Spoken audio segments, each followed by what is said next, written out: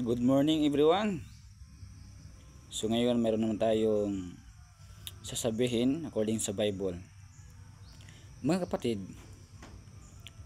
part 2 tayo. Walang purgatorio sa Bible. Okay. Mayroong nagsasabi ng mga Roman Catholic Church sa 1 Peter chapter 3 verse 19 raw. Mayroon raw na version ng Spanish translation na purgatory o purgatorio. So, kaya sabi nila, tama araw. Pero tingnan natin, mayroon pa ba silang talata maliban sa 1 Peter chapter 3 verse 19? Mayroon ba silang ebidensya? Mayroon ba silang mga talata na nag-provide na ang purgatorio ay totoo? Wala silang mailatag. So ibig sabihin mga kapatid, mga kaibigan, ang 1 Peter chapter 3 verse 19 ay isang corrupted na version. Ginawa nila iyon para pagtakpan ang kanilang maling aral. So kung sabihin naman natin, ito realidad. Kung sa Spanish naman na lingwahe, wala na pong iba na maiisip natin si Dr. Jose Rizal. Alam mo ba na si Dr. Jose Rizal ay 22 language ang alam. At ito ang sabi ni Dr. Jose Rizal.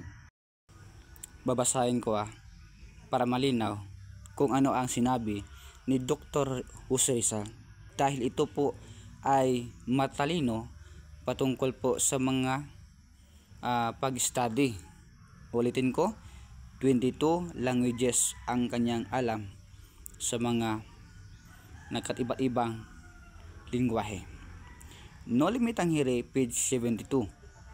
A novel by Dr. Jose Rizal. But now, let's see how the idea of purgatory, which is absent from both the Old and the New Testament, became Catholic doctrine. Neither Moses nor Jesus Christ make the lightest mention of purgatory.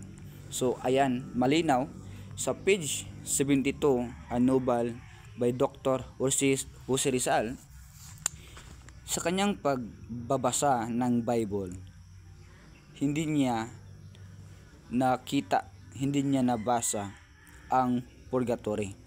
Kung sabihin ninyo sa Spanish, marunong din yan si Dr. Jose Rizal. Kaya nga yung mga doktrina ninyo, tulad ng purgatory, hindi po biblical. Dahil yung 1 Peter chapter 3 verse 19 ninyo ay hindi ninyo man masuportahan ng ibang talata para magpapatunay na ang 1 Peter chapter 3 verse 19 ay totoo. So naging purgatory ang translation ninyo sa Spanish word dahil kayo lang ang gumagawa niyan. Hindi naman alam ni Jesus Christ yan, no? So dito po malalaman natin sa Luke chapter 16 verse 19 tayo magsimula down to 24. May dalawa pong tao na si Lazaro at yung rich man. In short, namatay si Lazaro at siya po ay dinala sa Abraham's bosom. At yung rich man naman, yung mayaman, namatay rin. Ang kanyang katawan, makikita natin sa bersikulo, ay inilibing. At pagka mata niya, pagkagising niya, ay napunta po siya sa hell. So, ibig sabihin hindi napunta sa purgatorio. Kung mabasahin mo ang conversation nila, gusto ni rich man na babalik sa mundo dahil meron pa siyang mga kapatid pero hindi na nangyari. So ibig sabihin mga kapatid, mga kaibigan, wala talagang purgatorio sa Bible. Hindi talaga turo ni Jesus Christ. Latagan niyo ako ng talata sa bersikulo na si Jesus Christ mismo nagsasabi na ang kaluluwa ng tao pupunta sa purgatorio. Wala kang mababasa niyan. At ito yung challenge ko naman, hindi talaga mapapatunayan ng mga tao na naniniwala sila sa purgatorio. Unang-una, okay, sino na ang pumunta sa purgatorio? Sinong kaluluwa? Ang dami nyo ng kaluluwang minimisahan. Sino, okay, sino na nandoon na sa purgatorio at sino na rin na nanggaling sa purgatorio pumunta sa langit dahil sa misa ninyo ng mga pari at sa mga prayer ng mga taong buhay pa. Ayan, so pakisagot naman, no? Sino at kailan sila umalis o kailan sila pumunta sa langit? Okay, so pag hindi nyo yan masagot, mga kapatid, mga kaibigan, alam natin na yan po ay kwarta-kwarta lamang o pira-pira lamang. Yan po ay gawain ng mga tao na mga mukhang pera. Bakit? Kasi nagbabayad ka, nagluluksa yung mga tao na namatyan, pamilya namatay, tapos pinababayaran pa. At ngayon, kahapon, November 2, pinakausap pa yung patay, minimisahan ng mga pari, tapos may bayad pa. Pero ang tanong, sino na ang taong napunta sa purgatorio? At kung mayroon namang napunta sa purgatorio, kailan sila nakapunta sa langit? Sino? Okay, so mayroon bang talata? Wag puro kapitulo laway lang, wag puro kapitulo tanduay lang, wag puro kapitulo tuba lang. Dapat may basihan po tayo sa Bible, kasi malinaw dito sa Acts, no? Sa Luke chapter 16 verse 19, mayroon pong nakapunta sa bosom, which is langit, at mayroon po nakapuntang rich man sa impyerno, hindi po sa purgatorio. At sabi pa ni Apostol Pablo, no, sa Philippians, hindi siya pupunta sa purgatorio. Okay? So saan ba nakatira ang Diyos? Si Kristo sa langit. So malinaw na ito ang sagot ni Apostol Pablo. Philippians chapter 1 verse 23, for I am in a strait betwixt two, having a desire to depart and to be with Christ, which is much better. So alam ni Apostol Pablo, mga kapatid, mga kaibigan, na mas maganda kung siya po ay siya po ay malapit nang mamatay. So sabi niya, for I am in a strait betwixt two, having a desire to depart and to be with Christ. And to be with Christ. So malinaw at confident si Apostol Pablo dito na kung mamatay man siya, at least ang kanyang kaluluwa ay pupunta sa langit, hindi na pupunta sa purgatorio. Ayan. So ang 1 Peter chapter 3 verse 19, ulitin ko, in which also coming he preached to those spirits that were in prison. So yun po sa English, at hindi po yan purgatorio. Ito po ay paraiso, no? So hindi po purgatorio.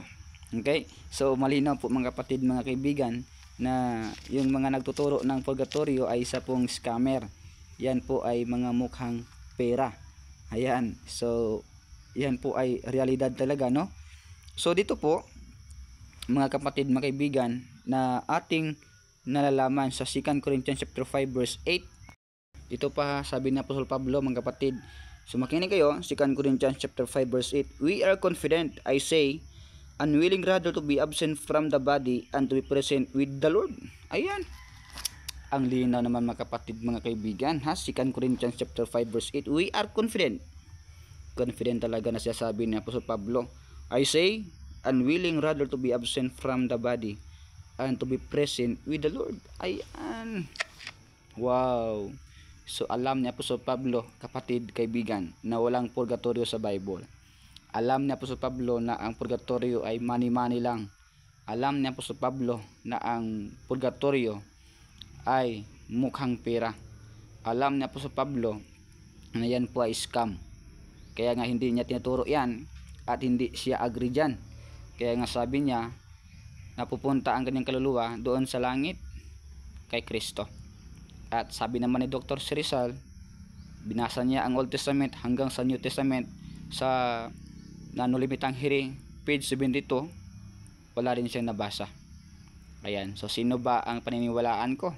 Kayo na kapitulo laway, bersikulo tanduay, o itong Bible na nagsasabi na si Kristo hindi nagsasabing purgatorio pupunta ang kaluluwa?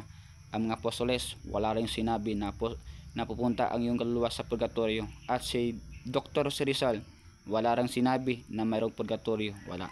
Kaya nga, huwag kayong magpauto sa mga taong nagsasabing mayroong purgatorio.